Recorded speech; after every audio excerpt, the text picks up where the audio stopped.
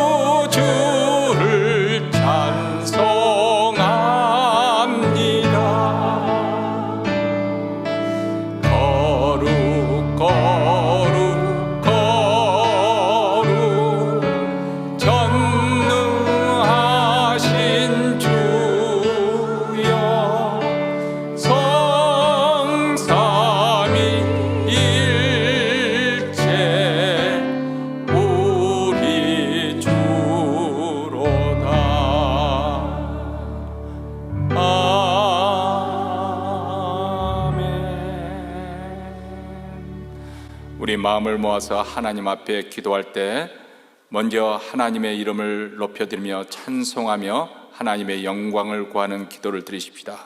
하나님의 임재가 생생하게 느껴지고 또 하나님을 경험하고 하나님을 만나는 흔적을 안고 돌아갈 수 있도록 우리 교회뿐만 못드리는 모든 교회들, 특별히 우리 한인교회 주일예배 주의 영광을 혁혁히 나타내 주시옵소서.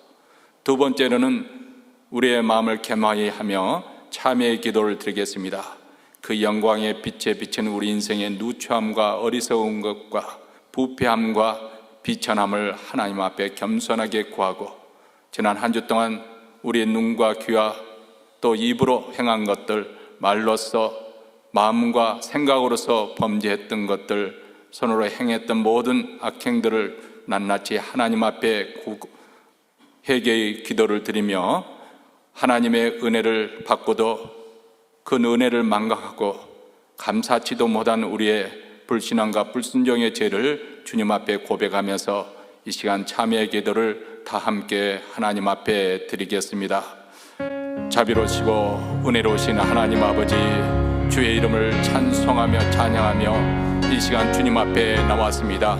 그리스도의 보혈을 힘입어 은혜의 보좌 앞에 나와 하나님께 영광과 찬송을 돌려드릴 때 우리 하나님의 영광이 혁혁히 나타나는 주일 예배가 되게 하여 주시옵기를 원합니다. 이제도 우리 하나님의 살아계셔서 온 세상 만물을 다스리시며 통치하심을 알게 하여 주시고 그 영광의 아버지 하나님의 저희들로 하여금 하나님의 임재가 생생하게 느껴지게 하여 주시고 하나님을 경험하고 하나님을 만나 흔적을 안 두고 돌아갈 수 있도록 주여 주의 영광의 빛을 비춰 주시기를 원합니다. 우리 교회권 원틀에는 모든 교회들, 특별히 한인교회 주의 영광이 나타나 저희들을 압도하여 주시고 그 거룩의 빛에 사로잡히게 하여 주시옵기를 원합니다. 하나님 아버지, 이 시간에 그 거룩한 빛의 비침을 받은 죄인들 하나님 앞에 참회의 기도를 드립니다. 우리 인생의 미천함과 부족한 것과 허물이 많은 것과 아버지 하나님 앞에 망령된 것과 아버지의 누추함을 주님 용서하여 주시옵기를 원합니다. 하나님의 궁율과 자별 속에 나왔사오니 지난 한 주 동안 하나님 우리가 알게 모르게 지어졌던 모든 들, 눈으로 입술로 아버지 하나님의 지었던 모든 들, 우리의 생각과 마음으로 범죄했던 모든 죄를 자복합니다. 입술로 지었던 우리 행함과 행으로 지었던 모든 죄를 자복하오니 주여 용서하여 주시고 긍휼히 여겨 주시옵고 아버지 하나님의 은혜를 받고도 받지 하나님의 은혜를 받지 못한 자인 것처럼 하나님의 은혜를 받고도 아버지 감사치 못했던 우리의 모든 완악함과 강박함을 용서하여 주시고 우리의 불순종의 죄를 용서하시며 불신앙을 죄를 용서하여 주셔서 아버지 하나님의 성령의 놀라운 감동하심으로 말미암아 우리 영이 새로워지게 하여 주시고 그리스도의 보혈의 피로 깨끗게 되어짐을 받는 시간이 되게 하여 주시옵기를 원하오니 주여 우리의 죄를 용서하시고 우리의 마음을 돌이키게 하시며 하나님 앞에 겸허하고 겸손하게 드리는 예배를 주께서 연락하여 주시옵기를 간절히 원하고 기도하오니 우리 하나님 아버지 도와주시기를 간절히 원하고 기도하오니 삼일체 송가 부르겠습니다. 님이 선택하셨고 예수님이 구속하셨고 성령님이 인치셨으니 삼위일체 하나님 찬양. 하나님이 사랑하시고 하나님이 사랑하시고 예수님이 은혜 주시고 예수님이 은혜 주시고 성령님이 교통하시니 성령님이 교통하시니 삼위일체 하나님 찬양. 하나님이 지켜주시고 예수님이 함께하시고 예수님이 함께하시고 성령님이 능력 주시니 삼위일체 하나님 찬양. 할렐루야. 하나님 찬양. 할렐루야. 하나님 찬양. 할렐루야. 예수님 찬양. 할렐루야. 성님 찬양. 삼위일체 하나님 찬양.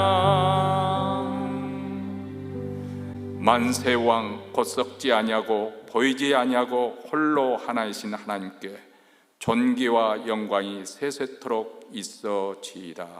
아멘.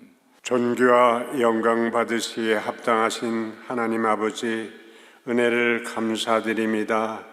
언제나 하나님을 의지하는 자에게는 외면하지 아니하시고 하나님 은혜를 사모하는 자에게 늘 하나님이 함께 하시 주심을 감사드립니다.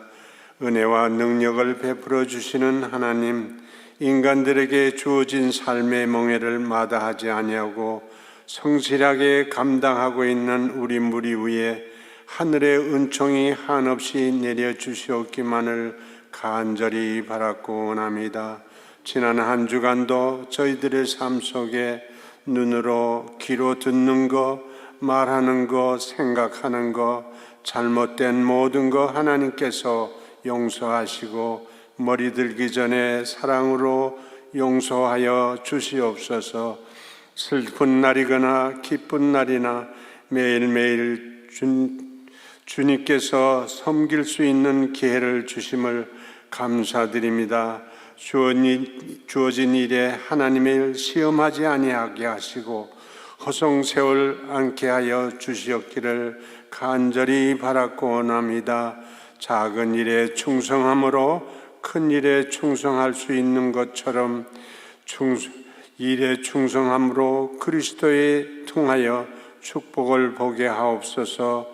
우리를 위하여 인간이 되시고 비참한 죽음을 당하신 예수님, 우리의 고통을 아시고 우리를 부르짖음에 불쌍히 여기시는 예수님, 우리에게 힘과 능력을 주시옵시며 예수님께서 성실히 일하시는 것처럼 우리들에게 맡겨진 일에 성실히 함으로써 그리스도의 뒤를 따르는 확신을 갖게 하옵시며 승리하며 절망하지 아니하며 마침내 승리의 영광을 갖게 하옵소서. 우리 앞에 수없이 요구되어지는 선택과 결단이 있사오니 언제나 하나님 편에 설 수 있는 믿음의 자녀들 되게 하여 주시옵소서. 오늘도 단 위에 세우신 이강우 사자 목사님 영육간에 늘 강건케 하시고 하나님의 말씀을 선포하실 때 피곤치 않게 하시고 말씀이 증거될 적마다 하나님의 음성으로 듣는 저희들 되게 하여 주시고 그 말씀에 믿음의 자녀의 삶의 리정표가 될 수 있도록 굳건한 믿음을 갖게 하여 주시옵기를 간절히 바랐고 원합니다. 아버지 하나님, 하나님 제단에 연로하신 집사님, 권사님, 아버지 하나님, 그들의 삶 속에 강한 힘을 주시고 무릎에 힘을 주셔서 교회에 출입하는 데 어려움이 없도록 하나님 도와주시옵기를 간절히 바라옵고 이 모든 것 하나님께 감사드리오며 예수님 이름 받들어 기도드렸습니다. 아멘.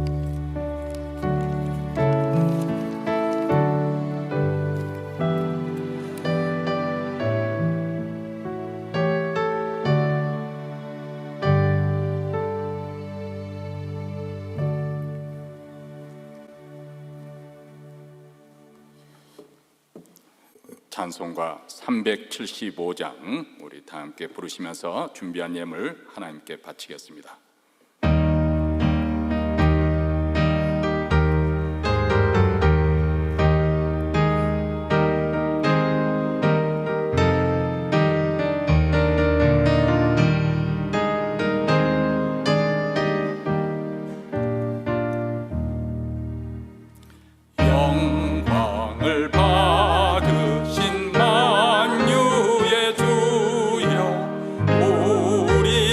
명령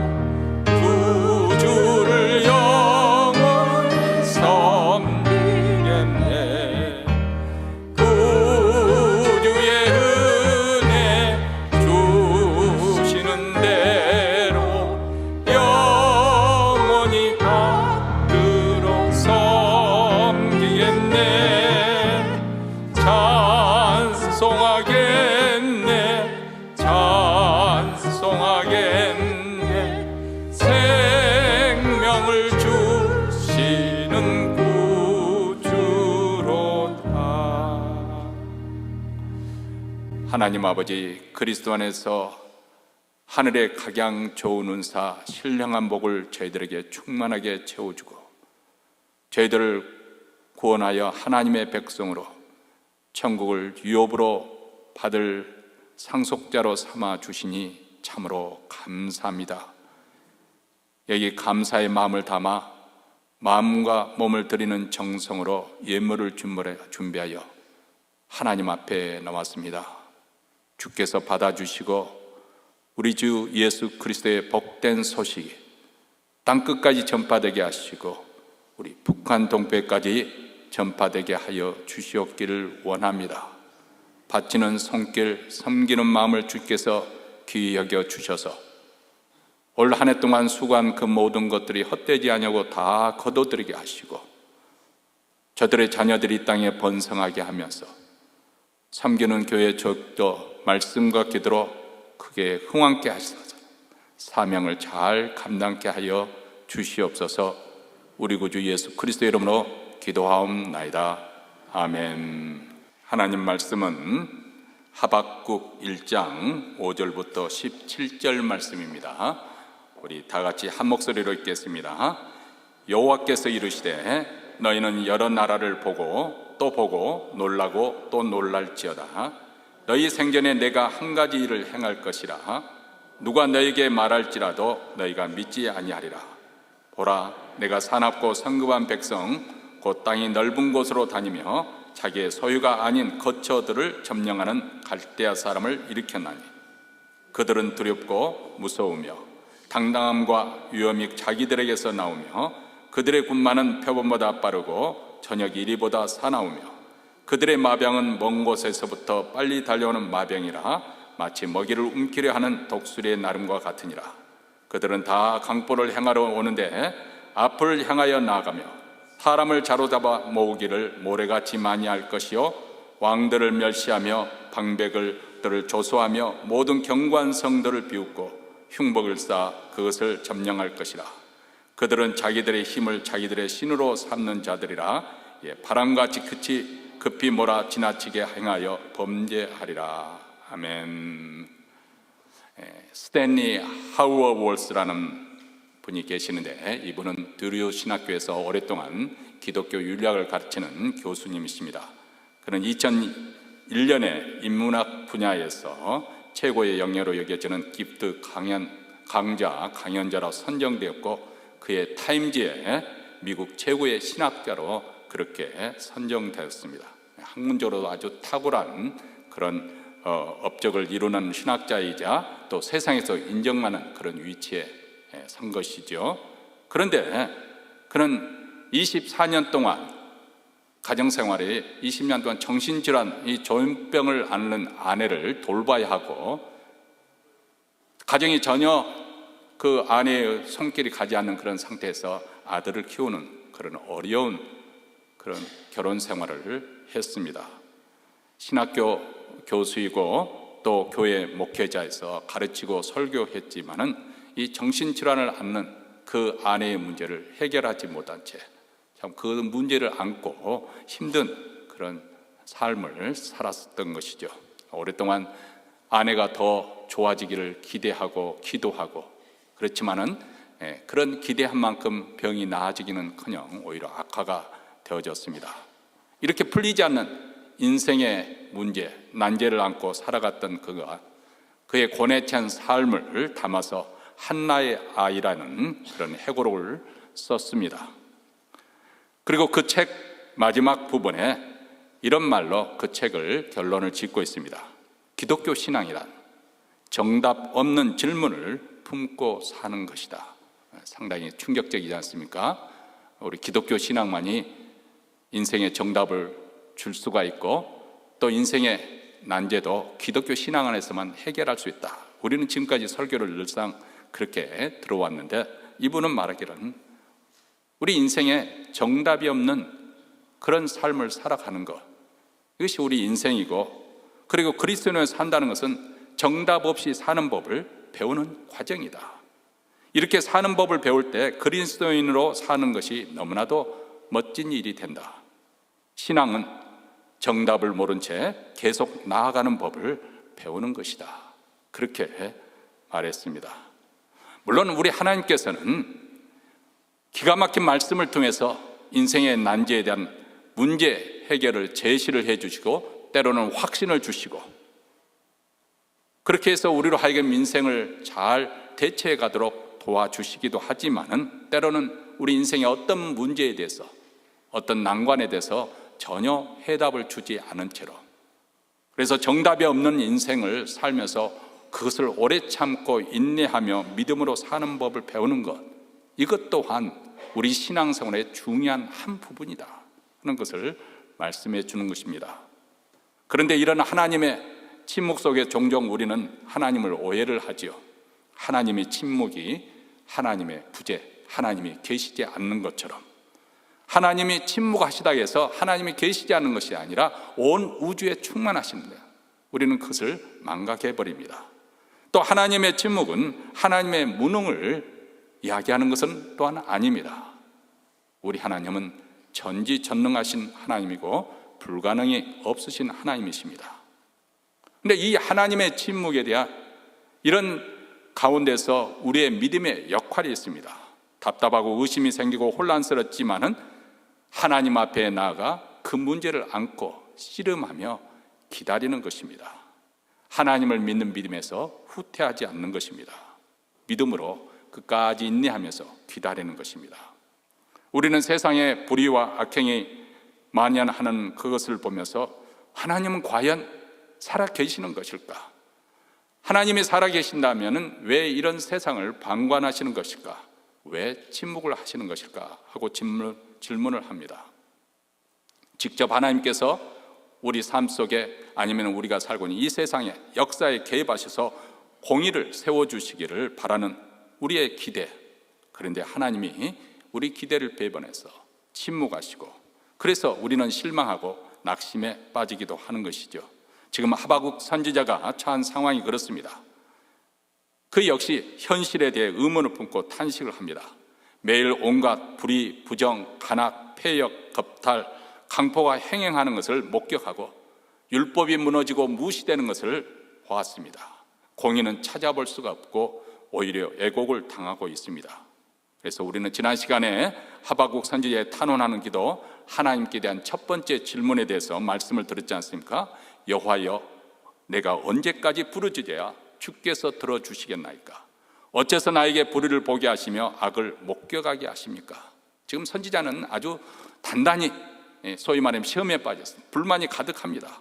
왜냐하면 현실에서 벌어지고 있는 이 악행에 대해서 하나님께서 침묵을 지키시고 계시기 때문에 이 악한 현실을 하나님께서 개입해서 종식시키시고 역사를 다시 바로잡아 주셔야 되는데 어떤 시도조차 하지 않기 때문에 구원을 호소해도 하나님은 전혀 반응이 없습니다.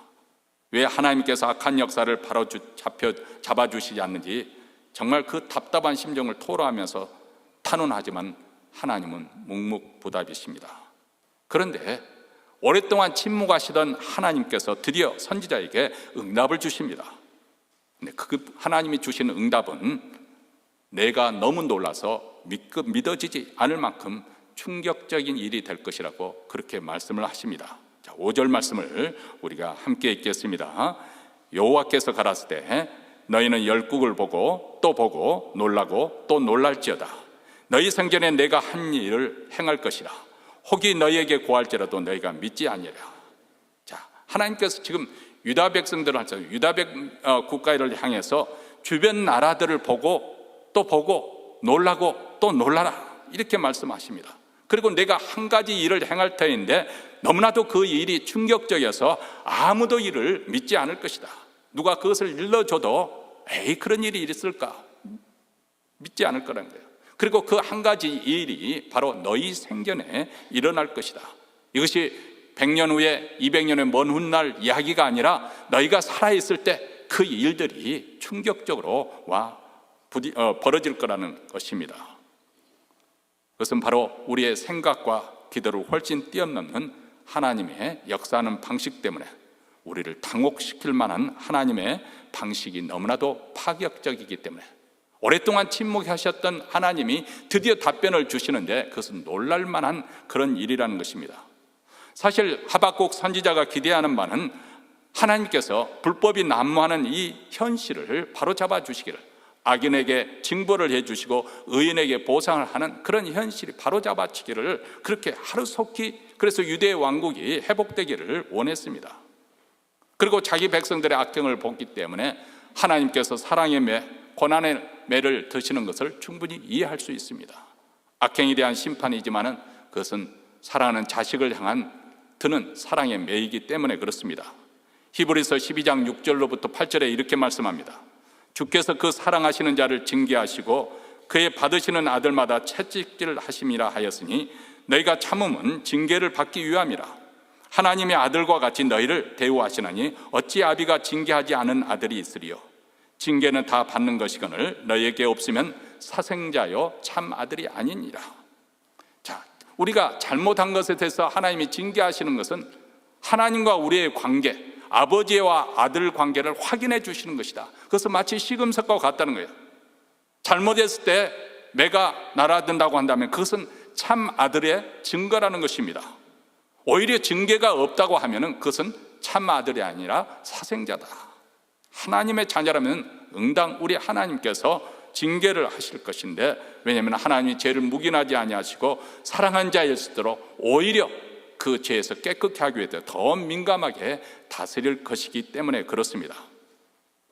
하나님은 이스라엘 백성들을 자기 백성으로 삼으셨습니다. 그래서 하나님의 열심과 열정으로 그들이 정말 하나님의 백성다운 하나님의 영광을 나타낼 수 있고 하나님의 거룩한 성품을 드러낼 수 있는 그런 삶을 사도록 지도하시고 또 인도하십니다. 그래서 그들이 잘못했을 때는 징계를 하시죠. 하박국 선지자도 이스라엘 백성들의 죄악으로 인해서 심판을 받는다는 사실은 어느 정도 역사 속에서 인정할 만한 것이고 받아들일 수 있고 이해할 수 있는 일이겠죠. 그래서 그들의 악행에 대한 사랑의 매를 하나님께서 드신다는 것은 하박국 선지자도 얼마든지 받아들일 수 있는 일이었습니다. 그럼에도 불구하고 하나님께서 말씀하여 여기에 충격적인 일이라고 그렇게 말합니다. 충격적인 한 가지 일이 무엇인가? 그것은 바로 그 사랑의 매가 흉포한 갈대아 사람으로부터 올 것이라는 것입니다. 즉 하나님께서 유다의 죄악을 심판하시는데 갈대아 사람을 그 심판의 도구로 사용하겠다. 그들을 채찍으로 삼아서 유다의 죄악을 징계하시겠다는 것입니다. 네, 그 갈대아가 어떤 나라인가? 그 나라의 성격에 대해서 6절부터 10절에 잘 묘사가 되어 있지 않습니까? 우선 6절과 7절에 보면 보라 내가 사납고 성급한 백성 곧 땅이 넓은 곳으로 다니며 자기의 소유가 아닌 거할 곳들을 점령하는 갈대아 사람을 일으켰나니 그들은 두렵고 무서우며 당당함과 위엄이 자기들에게 나오며, 여기서 갈대아라고 하는 것은 바벨론을 말합니다. 훗날 바벨론 제국을 세우는 것이죠. 이 바벨론 제국은 이 갈대아 지방에서 시작하였습니다. 근데 그들의 특성이 무엇이냐? 사납고 성급하며 두렵고 무서운 백성들이다. 그리고 8절에 보면 그들의 군마, 이제 바벨론 군대는 주도 이 기마병을 중심으로서 주력 부대가 이루어지고 있었는데 그들은 빠르기가 표범같이 빠르고 사납기가 이리지 늑대처럼 싸나웠고, 그리고 그들이 적을 향해서 달겨들 때는 마치 창공에 날던 그 독수리가 먹잇감을 쏜수같이 꽂히는 것처럼 그렇게 달려들 것이라고 그렇게 말을 합니다. 그래서 9절 말씀에 그들은 다 강포를 행하러 오는데, 그들이 땅을 정복하는 것은 그 악을 행하는 것을 좋아하기 때문에, 그래서 앞을 향하여 나아가며 사람을 사로잡아 먹이면 모래같이 할 거예요. 사막지대에서 이제 일어나는 현상 중에 하나가 이 동풍, 이게 바람이 거세게 불면은 하룻밤 새에 모래 언덕이 생깁니다. 이 편에 있던 모래 언덕이 저쪽으로 이동하기도 하고 그렇게 모래 언덕. 근데 갈대아 사람들을 이렇게 나라를 침공해서 포로를 삼는데 마치 모래 언덕을 순식간에 쌓아놓은 것처럼 그렇게 쌓아놓을 것이라고 합니다. 그리고 10절과 11절에 보면 그들은 왕들을 비웃고 방백들을 조사하면서 모든 경관성이라도 다 함락을 시킬 것이다. 우리가 잘 아는 것처럼 예루살렘 성은 해발고도가 800m 높은 곳에 위치하고 있고 그 위에 세운 도성이기 때문에 사실 쉽사리 함락시킬 수 없는 그런 난공불락의 요새입니다. 그런데 그럴지라도 그들이 흙으로 토성을 쌓아서 그 성벽과 높은 흉벽을 쌓아서 그 예루살렘 성을 점령하게 될 것이다. 자, 이렇게 강포하고 그리고 포악한 갈대아 사람들을 심판의 도구로 사용하겠다. 이 말씀에 지금 하박국 선지자는 정말 기가 막혔습니다. 그래서 하박국 선지자가 두 번째 질문을 13절에 던지고 있습니다. 우리 함께 보겠습니다. 주께서는 눈이 정결하심으로 악을 참아 보지 못하시며 패역을 참아 보지 못하시거늘 어찌하여 거짓된 자를 방관하시며 악인이 자기보다 의로운 사람을 삼키는데도 잠잠하시나이까. 네, 그렇습니다. 하나님은 공의로우시기 때문에 죄악을 심판하셔야 하는 그런 거룩한 분이십니다. 그래서 유다는 그 죄악으로 인해서 심판받아야 징벌받아야 마땅합니다. 그런데 하필이면 왜 갈대아 사람을 심판의 도구로 사용하십니까? 저들은 유대 사람들보다 더 악한 자들이 아닙니까? 유다를 심판해야 된다면 바빌론, 이 갈대아 사람 더 100배나 더 심판을 받아야 될 것이 아닙니까? 왜 그런데 저들보다 더 의로운 유다 사람들을 심판하는데 갈대아 사람들을 사용하십니까? 이것이 하나님께서 일어나도록 허용하신 그것을 잠잠히 두고 볼 것입니까? 우리는 이 하박국 선지자의 두 번째 질문에 대해서는 이제 계속해서 2장에서 우리가 살펴볼 것입니다. 다만 여기서 우리가 생각해야 될 것은 하나님께서 이미 이스라엘 백성들에게, 유다 백성들에게 경고하였고 하박국 선지자를 통해서 주었던 이 메시지가 역사적으로 그대로 그 시대에 이루어졌다는 사실을 우리가 잠깐 생각해 보려고 합니다. 주전 722년에 북쪽 이스라엘 왕국, 이 다윗의 왕국이 이제 남북으로 갈리지 않습니까? 그런데 북쪽 이스라엘 왕국이 아수르 제국에서 멸망을 당합니다. 근데 이것을 보고도 정신을 차리지 못한 그 남쪽 유대 왕국도 결국 주전 586년에 바벨론 제국 갈대아 사람들의 침공을 받고 멸망을 당하죠. 하나님께서 다윗에게 약속했던 바대로 이 다윗 왕가를 등불을 끄기를 원치 않았습니다. 그래서 부지런히 선지자들을 보내서 그들로 하여금 죄악에서 돌이켜서 멸망을 면하도록 그렇게 경고하셨습니다. 그런데 선원왕 히스기야를 이어서 왕이 오른 므낫세는 극도의 악행과 함께 대대로 우상 숭배를 합니다.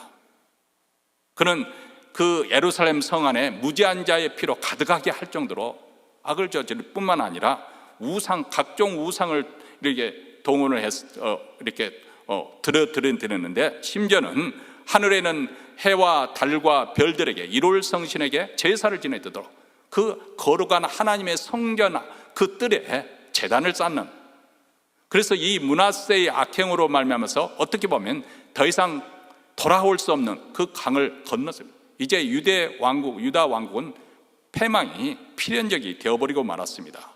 그래서 하나님께서 그럴지라도 그들에게 살 길을 가르쳐 주죠. 이 예레미야 선지자의 통해서 너희들이 이제는 살 길은 바벨론에게 항복하는 길이다.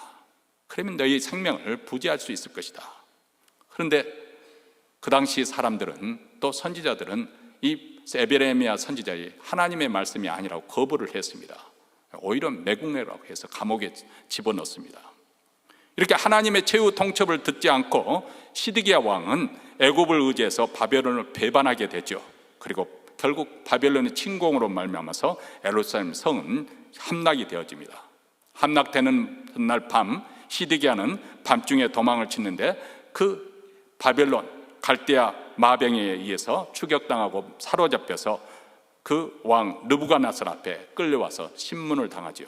신문을 받은 후에 그 시드기야 왕의 목전에서 자신의 아들들이 목배임을 당하는 그런 비극을 겪고, 그리고 자신의 두 눈이 뽑히고 손발이 쇠사슬을 깨인 채로 바벨론으로 끌려가서 죽을 때까지 감옥에 갇힙니다. 예루살렘 성과 성전은 불타고 백성들은 죽임을 당하거나 포로로 끌려갔고 모든 재산과 재물들은 약탈을 당했습니다. 여러분, 우리가 구약성경의 이스라엘 역사를 살펴보면 한 가지 분명한 메시지가 있습니다. 하나님 백성들은 하나님께서 아브라함과 이삭과 야곱 그들의 조상과 맺은 그 언약으로 해서 아주 특별하게 선택함을 받은 백성들입니다. 그래서 그 맺은 언약에 성실하게 그 하나님의 계명에 그들을 지키고, 그들이 지키면은 하나님께서 그들과 함께 할 것이고 그들에게 복을 주실 것입니다. 그런데 그들이 하나님을 버리고 우상을 섬기게 되면 더 이상 이 언약의 보호하심을 받지 못하게 되는 것이죠. 그리고 하나님의 경고의 말씀에도 불구하고 완강히 죄의 길에서 돌이키지 아니하고 거절하고 폐역의 길로 나갈 때 우리 하나님은 그때마다 주변의 민족들을 일으켜서 채찍으로 사용하십니다. 징계매로 하나님의 백성들을 단련하시고 그리고 이런 이방 민족들을 통해서 하나님의 도구로 일시적으로 들어 사용하시는 것이죠. 그렇기 때문에 이스라엘 백성들이 정말 두려워해야 될 것은 갈대아 사람들이 아닙니다. 주변 이방 국가들이 아닙니다. 정말 그들이 두려워해야 할 분은 하나님이십니다. 그들을 들어서 채찍으로 사용하시는 하나님을 그들이 두려워하고 경외해야 하는 것이죠. 악에 대해서 심판하시고 공의를 행하시는 하나님 앞에 그들은 두려움을 가지고 죄에서 돌이켜야 되는 것이죠. 왜냐하면 하나님께서 일단 매를 드시면은 그 진노가 맹렬하게 쏟아붓기 때문에 그렇습니다. 하나님께서 갑자기 역사 한가운데 뛰어들어서 그들을 힘으로 갈 때는 정신없이 힘으로 가시는니다. 그렇기 때문에 하나님께서 역사하시는 방식을 하박국 선지자가 말했던 것처럼 당혹스럽고 이해할 수 없고, 그래서 5절 하반절에 보면 누가 너에게 말할지라도 너희가 믿지 아니하리라, 그렇게 말하고 있는 것입니다. 하박국 선지자가 하나님의 말씀을 믿지 않았던, 또 믿기가 어려웠던 이유 중에 하나는 그 당시만 하더라도 갈대아가 그렇게 강성한 국가가 아니었거든요. 아주 미미한 국가. 그 당시 아수르 제국이 아주 강대한 국가이기 때문에 설마 그런 일이 있으랴.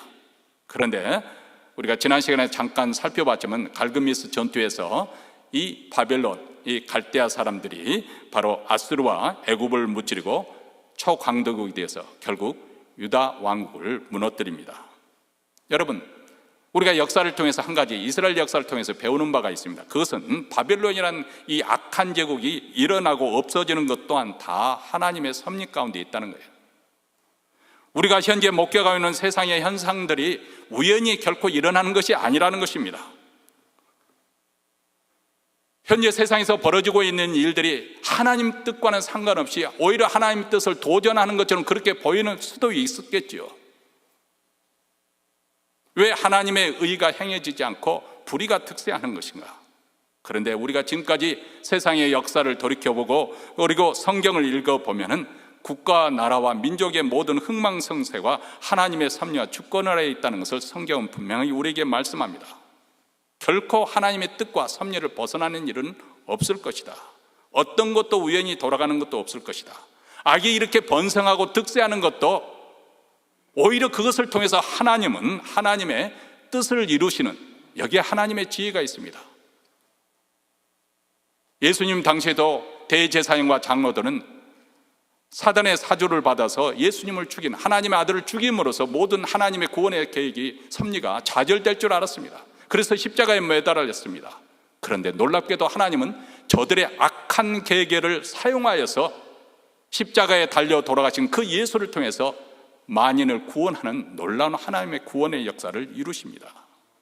하나님의 뜻이 악인들의 기세에 의해서, 악인들의 그 득세에 의해서 오히려 더 신속하게 이루어지고 성취가 되어, 그러므로 우리는 이 역사의 주관자가 하나님이신 것을 믿는 것입니다. 물론 현재 이 벌어지고 있는 일들을 우리가 다 어떻게 이해할 수 있겠습니까? 하나님께서 이런 일들을 이루고 계신다는 것을 어떻게 우리가 다 깨달을 수가 있겠습니까? 이사야서 55장 8절과 9절에서는 이렇게 말합니다. 여호와의 말씀에 내 생각은 너희 생각과 다르며 내 길은 너희 길과 달라서 땅에서 높음 같이 내 길은 너희 길보다 높으며 내 생각은 너희 생각보다 높으니라. 하나님의 생각은 우리의 생각과 상상을 뛰어넘고 하나님의 길은 하늘이 땅보다 높음 같이 우리 길보다 높다는 것. 우리가 가히 생각으로 미칠 수가 없다. 하나님의 역사를 운행하는 방식은 우리의 이해와 상상을 뛰어넘기 때문에 때로는 불가사의하다. 오히려 우리가 당황해하는 그런 상황도 있을 거라는 것입니다. 여러분, 우리가 매주일 듣는 복음도 그렇습니다. 우리는 교회를 통해서 예수 그리스도의 복음을 들었지만은 사실 이것이 얼마나 기가 막힌 하나님의 드라마인지, 구원의 역사인지, 우리는 그 구원의 그 장대함, 장엄함을 미처 파악하지 못하고 그렇게 신앙생활을 할 때가 많습니다. 심지어 세상 사람들은 이 복음에 대해서 비과학적이고 불합리하고 비이성적이라고 폄하를 하지요. 복음이 밥 먹여 주냐? 그렇게 이야기합니다. 그런데 에베소서 3장에 보면은 이 복음을 창조주 하나님의 비밀의 경륜이다, 그렇게 표현을 하고 있습니다.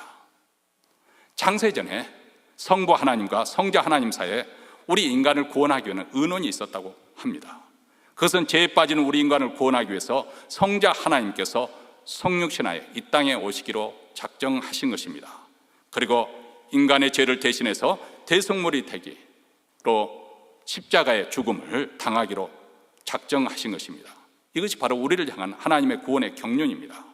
그리고 이 계획을 성취하기 위해서 성자 하나님께서 영광의 그 보좌의 자리를 버리고 낮고 천한 인간의 모습으로 이 땅에 오셨습니다. 그리고 십자가의 죽음을 맞이하였습니다. 그런데 여러분, 이 십자가의 사건은 우리 한 영혼, 우리 한 인간을 구원하기 위한 그런 구원의 역사를 뛰어넘는, 어쩌면 이것은 전 우주적인, 전 세계적인 사건이라는 사실을 여러분 알고 계십니까? 우리가 이것까지 미처 생각하지 못하는 이유 중에 하나는, 죄에 대해서 우리가 생각할 때는 우리는 단순히 하나님의 계명을 어긴 것, 불법적인 일을 행한 것, 그런 정도 수준에서 생각하기 때문에 그렇습니다. 그런데 여러분, 죄 중에서도 가장 이제 특별히 여러분들이 연속사극이나 볼 때 죄 중에 가장 극형에 처해지는 죄가 있죠. 그것이 무엇일까요? 반역입니다. 반역죄. 이것은 외에 없이 참수를 당합니다. 죄는 무엇인가? 가장 중대한 죄, 하나님께 대한 반역을 의미합니다. 성경에서 이야기 보면은 아담과 이브가 범죄하기 이전에 이미 전 우주적인 배약과 배도가 이루어졌다는 것을 말씀해 주고 있죠. 그것은 가장 아름답게, 가장 지혜롭게 만들어진 천사장 루시퍼의 타락입니다. 사단이 스스로 교만해져서 지극히 높으신 자의 자리에 오르려고 했습니다. 하나님의 권위에 대한 심각한 도전이고 반역입니다. 그래서 하늘로부터 내침을 당했습니다. 그런데 하늘로부터 내침을 당한 그 사단이 아담과 이브를 유혹했습니다. 그리고 이 속삭이는 유혹의 말에 아담과 이브가 넘어갔지요. 하나님의 말씀을 순종하는 대신에 아담과 이브는 사단의 말, 그 유혹의 말에 넘어갔습니다. 이것은 무엇을 의미하는 것인가? 하나님이 금하시는 선악을 알게 하는 나무 실과 하나 따먹는 그 행위는 단순한 것이었지만은, 그러나 거기에 내포된 뜻은 엄청난 것이었습니다. 그것은 바로 사단의 전 우주적인 반란과 반역에 함께 가담하게 되었다는 것입니다. 그렇기 때문에 이런 죄의 특성, 죄의 성격을 보면은 단순히 죄의 문제를 해결하고 하나님 나라를 해결하기 위해서 치러야 될 일이 있습니다. 그것은 바로 또 다른 전 우주적인 사건이 필요한데, 그것이 바로 예수 그리스도의 십자가의 사건, 하나님의 아들이신 그분이 무력하게도 놀랍게도 십자가에 죽으시는 이 십자가의 죽음을 통해서 십자가에 통한 그 하나님의 권세, 그것을 통해서 사단의 두 가지 권세가 있죠. 죄의 권세와 사망의 이 두 권세를 결박시킵니다. 하나님의 아들이 십자가에 죽으심으로 그 피로 말미암아서 이제 다시 만물이 하나님과 화해하게 되었다. 골로새서 1장 20절입니다. 그의 십자가의 피로 화평을 이루사 만물 곧 땅에 있는 것들이나 하늘에 있는 것들을 그로 말미암아 자기와 화목되기를 기뻐하십니다. 예수 그리스도 그리고 그의 십자가로 말미암아 이 만물, 불악 가운데 있던 만물과 하나님과의 관계가 화목하게 되었다. 우리 인생이 하나님과 화목하게, 화해하게 되었다. 십자가를 통해서. 또 우리 인생뿐만 아니라 만물이 반역에 빠졌던 이 만물이 화해하게 됐다. 죄로 인해서 전 우주가 반역과 분열과 파괴에 빠졌는데, 예수 그리스도의 십자가의 죽음을 통해서 이 전 우주를 다시금 통일시되게 됐다. 그래서 에베소서 1장에서 이렇게 말합니다. 우리가 그리스도 안에서 그의 은혜의 풍성함을 따라 그의 피로 말미암아 구속 곧 제사함을 받았으니 이는 그가 모든 지혜와 총명으로 우리에게 넘치게 하사 그 뜻의 비밀을 우리에게 알리셨으니. 자, 그 뜻의 비밀이 무엇이냐? 그것이 바로 우리에게 주어진 복음을 의미하는 것인데, 곧 그 기쁘심을 따라 그리스도 안에서 때가 찬 경륜을 위하여 예정한 것이니, 하나님께서 이미 창세전에 예고 의논하셨던 그것이 이제 때가 차서 예정되었던 그것들이 있었는데, 그것은 바로 예수 그리스도의 십자가의 사건을 통해서 하늘에 있는 것이나 땅에 있는 것들이 다 그리스도 안에서 통일되게 하려 하십니다. 하나님의 주권이 회복되고 하나님의 통치가 회복되는 그 사건, 예수님의 십자가의 죽으심과 부활의 영광으로 말미암아서 온 우주가, 온 세상이 그리스도 안에서 통일이 되었다. 이것이 바로 하나님이 창세전부터 작정하시고 그리고 구원의 강대한 그 장구한 구원의 역사를 통해서 이루고자 하는 그런 하나님의 구원의 경륜이요, 또 하나님의 미스터리, 비밀이라고 말합니다. 영원전부터 가졌던 하나님의 구원의 경륜이었는데, 그동안 감추었던 것들이 오늘날 그것이 나타나게 되는데, 전파하게 되는데, 바로 복음 전파를 통해서 나타나게 되었다. 더 놀라운 사실은 하늘의 정사 권세자들, 다시 말하면 천군 천사들까지도 이 하나님의 구원의 경륜을 심히 알기를 원해졌는데, 누구를 통해서 이 구원의 비밀이 밝혀졌느냐? 바로 교회를 통해서. 에베소서 3장 10절 말씀입니다. 이는 이제 교회로 말미암아 하늘에서 정사와 권세자들에게 하나님의 각종 지혜를 알게 하려 하십니다. 하늘에 있는 모든 권세자들, 정사에 있는 자들, 천군 천사들까지 교회의 복음 선포를 통해서 하나님의 신묘막대한 무궁무진한 지혜를 깨닫게 되었다. 하나님을 가까이 수종들던 그 천사들조차도 그들이 늘 궁금해했던, 하나님의 형상에 따라 지음을 받은 저들이 저렇게 타락해서 이제 하나님의 심판의 진노 아래 있는 저들을 하나님께서 어떻게 구원하실까? 참으로 그들은 궁금했었는데, 그 비밀이 이제 교회를 통해서 밝혀졌다. 여러분, 한번 하나님이 우리에게 주신 복음의 비밀을 다시 한번 생각해 보십시오. 성자 하나님이 죄악이 관영한 이 땅에 갓난아이로, 자기 몸도 제대로 가누지 못하는 유약한 어린아이로 태어날 줄 누가 생각했겠습니까? 하나님의 아들이신 그분이 이 세상에 사실 때 사람들의 비웃음과 조롱 가운데 고난을 겪으실 것이라고 누가 상상했겠습니까? 하나님의 아들이 십자가에서 무력하게 죽임을 당할 것이라고 감히 누가 상상조차 했겠습니까? 그런데 그 하나님의 아들이 침묵을 지키고 십자가에 죽으셨습니다. 이로써 다 끝난 것 같습니다. 그런데 3일 만에 놀라운 반전이 이루어집니다. 그것은 그분이 다시 부활하신 것입니다. 이로써 사단의 죄와 사망의 권세가 완전히 무너지고 우리 주님이 승리하셨습니다. 그리고 구원의 문을 활짝 열어놓으셨습니다. 누구든지 주의 이름을 부르는 자마다 구원을 받습니다. 이런 불가사의한 하나님의 구원의 방식, 여기에는 지금까지 인간 역사 가운데 진행되어 온 그 모순들, 역설들, 아이러니한 일들, 한 문명과 국가, 나라의 흥망성쇠, 그리고 여기에 많은 한계에 있는 유한한 존재인 인생의 좌절과 눈물, 죄와 사망의 역사, 이 모든 문제와 난제들, 우리가 안고 지금도 씨름하고 있는 그 모든 것들을 바로 이 복음 안에서 다 녹아낼 수가 있습니다. 그렇기 때문에 누구든지 예수 그리스도를 믿음으로 말하는 복음을 믿고 구원을 받게 되면 사실 어떤 의미에서는 더 이상 질문하지 않습니다. 아니, 아직 여전히 질문은 있지만은 예전처럼 그 질문으로 인생의 난제 때문에 고민하지 않습니다. 오히려 하나님의 구원의 섭리와 그 방식, 그분의 의지와 열심을 깨닫고 믿기 때문에 비록 지금 현재 벌어지고 있는 일들을 다 이해할 수 없어도, 그것을 내가 소화시킬 그런 능력은 없지만은, 때로는 당혹스럽고 때로는 믿기가 어렵지만은 이로 인해서 실망하거나 낭망하지 않습니다. 왜냐하면 우리는 하나님을 믿기 때문에, 하나님의 일하시는 방식을 알고 있기 때문에, 그리고 하나님의 최종적인 승리를 믿기 때문에 우리는 믿음에서 후퇴하지 않는 것입니다. 우리는 그리스도인으로서 세상과 현실 속에 살아갈 때 갈등을 많이 갖습니다. 사실 예수를 믿는다는 게 그렇게 호락호락한 일은 아닙니다. 세상 사람들과 같이 예수 믿지 않고 사는 것은 쉽습니다. 어떻게 보면 그것도 쉬운 일은 만만치 않은 것이지만은 세상 사람들 사는 대로 우리가 그 방식대로 살아가면 되는 거니까 마음의 갈등을 일으킬 것 없어요. 주저할 것 없습니다. 뭐 거기서 사람들이 즐기는 대로 그렇게 살면은 사는 거죠. 그런데 예수 믿기로 결심을 하고, 그리고 예수를 잘 믿고 예수님을 쫓아가자 하면은 결심을 해야 되고 선택을 해야 되는 것이고, 그리고 마음의 갈등을 이기는, 이 길로 갈 것이냐 저 길로 갈 것이냐. 사실 그렇지 않습니까?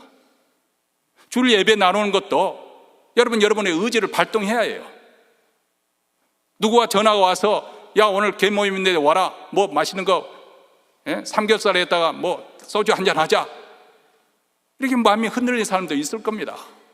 야 오늘 화창한 날씨 좋은데 골프 치러 가자, 그런 유혹도 있을 수 있어요. 근데 그것을 거스리고 우리가 결단하고 하나님 앞에 나와서 예배를 드리는 거 아니겠습니까? 그렇기 때문에 우리가 그리스도의 이 세상에 살려고 할 때, 더더구나 이 세상에 그 악과 죄가 지배하고 있는 이 세상에 살려고 할 때 의롭게 살려고 하면 그만한 갈등을 겪기 마련입니다. 악이 번성하고 타락된 그런 세대 가운데서 하나님의 백성으로서 자신의 정체성을 지키며 산다는 거 결코 만만한 일이 아닙니다. 여러분, 오늘날 바벨론 제국이란 무엇을 말하는 것일까요? 저는 그것이 돈이 전부라고 믿고 있는 물질 만능, 황금 만능주의, 이것이 바로 바벨론 제국이 아닌가 싶습니다. 돈의 논리가 모든 것을 다 통하고 지배하고 있는 이런 세상, 그래서 불법이 만연하고 있는 것, 돈만 많이 지으면은 그 과정, 그 수단은 다 정당화시키는 그런 세상 가운데서 이런 세상에서 우리가 그리스도인으로서 믿음을 지키며 말씀을 쫓아 산다는 것 정말 어려운 일입니다. 그런 세상에서 우리 하나님이 침묵하시고 또 우리 기대와는 다른 일이 전개되어서 악인들이 득세하는 이 현실이 참으로 당혹스럽기 짝이었습니다. 그래서 우리는 거센 악의 기세에 눌려서 자체 세상과 타협하기가 쉽고, 그러다가 세상에 동화되고 세상과 세속화 되고 마침내 세상 사람들처럼 똑같은 그런 삶을 살아가게 되는 것입니다. 이것이 정말 무서운 일인 것입니다. 그것은 포악한 갈대아 사람이 침공해 오는 것보다도 진노의 하나님의 손에 빠져드는 것이 더 두렵고 떨리는 일입니다. 우리 주님께서 그래서 우리에게 좁은 길로 가라, 좁은 길로 가라, 우리에게 말씀하지 않습니까? 모든 세상 사람들이 다 가는 그 평탄한 길이라고 보는 그 넓고 평탄한 길로 가지, 좁고 협착한 길로 가라. 그것이 바로 예수님의 뒤로 발자취를 따는 믿음의 길이기 때문에, 여러분, 현재 벌어지고 있는 이 세상 모든 일들을 우리가 보면은, 우리가 이 세상에 지금 현재 진행되는 일을 보면 정신을 바짝 차려야 될 때가 아닌가 싶습니다. 좀 조심스럽긴 하지만은 그래도 예방주사를 맞는 것이 좋다고 생각해서 합니다. 우리 교회에서는 다행히도 그런 일이 없습니다. 근데 이 교회라는 조직이 세상 어떤 그 단체보다 연결, 조직, 단결 모든 부분에서 잘 되고 있잖아요. 그렇죠? 전화번호도 다 가지고 있고, 그래서 서로 연락도 하고 소통도 하고, 또 주기적으로 얼마나 자주 만납니까? 매주일 만나고, 수요 예배 만나고, 새벽 기도회 만나고, 뭐 여러 가지, 또 목장 모임 만나고. 자, 그러다 보니까 사실 이런 조직망을 위해서 겸허하게 사단이 역사할 수 있어요. 그래서 제가 우리 교회 그 단체 카톡방에는 제가 다 통제를 해서 교회 일, 예배에 관련된 거나 또 교우 소식들, 그런 일만 하지 다른 뭐 좋은 설교, 또 좋은 무슨 집회 그런 거 올리지 않습니다. 왜냐면 그런 거 다 받아두면은 또 어떤 사람들은 카톡 올라온 것조차 스트레스거든요. 그래서 일찍 처음부터 아예 그런 거 올리지 않도록, 개인적인 어떤 것을 올리지 않도록 제가 다 통제를 하고 있습니다만, 문제는 요즘 그런 것들이 발달하다 보니까 너무나도 유튜브 자기가 보아온 것들을 막 이렇게 전달하고 나르는 거예요. 근데 제가 가장 우려하고 염려하는 것은 무엇이냐, 오늘날 사람들이 너무 생각이 없다 보니까 유튜브를 그대로 믿어버리는 거예요. 여러분, 유튜브 특히 지금 현재 정치적인 이슈가 미국이나 한국이나 아주 치열합니다만, 저도 뭐 어느 쪽에 치우쳐서 말하지 않고 굉장히 조심의 입장에서 말씀을 드립니다만, 유튜브를 통해서 유튜버들이 돈을 엄청나게 벌어들이고 있습니다. 그거 아시죠? 근데 그들이 구독자를 이렇게 많이 끌어들이려면 그들의 입맛에 맞는 자극적인 말을 많이 해야, 자기 귀를 시원하게 긁어줄 수 있는 그런 말을 많이 해야 구독자들이 많아지는 거예요. 그러니까 있는 사실 없는 사실 거짓말 온갖 짬뽕을 해서 막 쏟아내는데 그것을 사람들은 듣고 믿어버리는 그대로. 여러분, 방구석에 혼자 앉아서 방송하고 있는 사람이 뭘 얼마나 알겠어요? 신문기자들 많이 두고 있는 신문 기사들도 우리가 믿을 수 없는 상황인데 유튜브들의 말을 어떻게 다 믿겠어요? 여러분은 이 현재 진행되고 있는 그것을 우리가 하려면 성경에 우리가 밝아져야지 유튜브에 밝아서는 안 됩니다. 그런 것은 한 귀로 듣고 한 귀로 흘려버리고 그냥 그런가 보다, 그런가? 한번 이렇게 하고 해야 되지, 뭐 그것이 뭐 진리인 것처럼. 또 어떤 사람은 그것을 가지고 그냥 자기하고 견해가 닿으면 예배가 끝난 다음에 이야기를 하다가 친교하다가 그냥 막 다툼이 나고 원수가 되는, 싸울 듯이 막 그렇게 싸우는, 이게 무슨 일입니까? 마귀가 역사하고 있는 것이죠. 마귀가.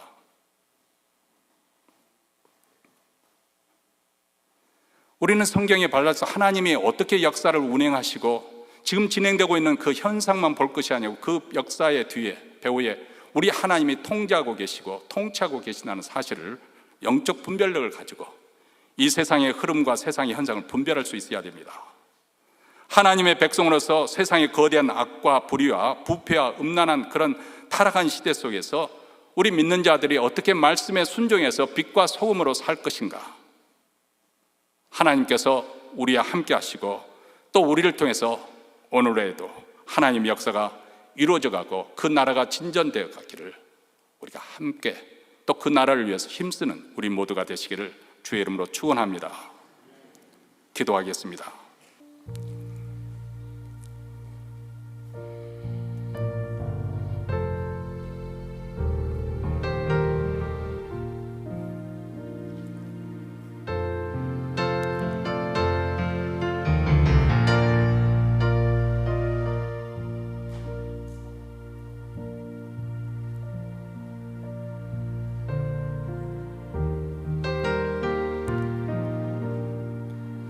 하나님 아버지, 현재 역사가 진행하는 그 과정에서 또 현실에 벌어지고 있는 세상의 현실 속에서 우리는 답답하고 당혹스럽고 과연 하나님께서 이 모든 상황을 알고 계시고 통제하고 계시는지 의아해합니다. 그러나 여기까지 우리 하나님께 역사의 진전이 이루어지게 하시고 또 하나님의 구원의 역사가 복음을 통해서 우리 손에 들려지게 하여 주셨사오니 하나님은 여전히 모든 나라와 모든 인생과 역사를 주관하시고 다스리시며 또 하나님의 약속하신 말씀대로 이루어질 줄 믿습니다. 우리 주님이 다시 오시는 그날까지 우리 세상 일로 인해서 좌절하지 않고 낙심하지 않고 끝까지 믿음을 지키는 저희들의 신앙이 되게 하시고, 그리고 이러한 세상 속에서도 우리가 믿음을 잃지 않고 하나님 나라를 위해서 그 나라가 진전되고 확장되고 전파되기 위해서 힘쓰는 저희 교회가 되게 하여 주시옵소서. 우리 구주 예수 그리스도 이름으로 기도하옵나이다. 아멘. 우리 다 함께 일어나셔서 484장 부르시면서 하나님 앞에 결단하는 시간을 갖겠습니다.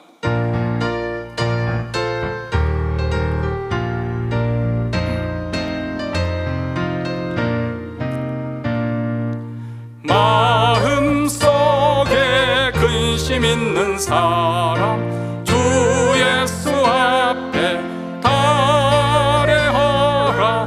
슬픈 마음 있을 때에라도 주 예수께 아뢰라.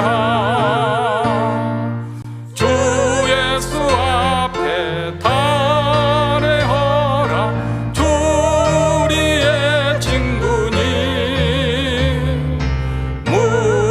무엇이나 근심하지 말고 주 예수께 아뢰라.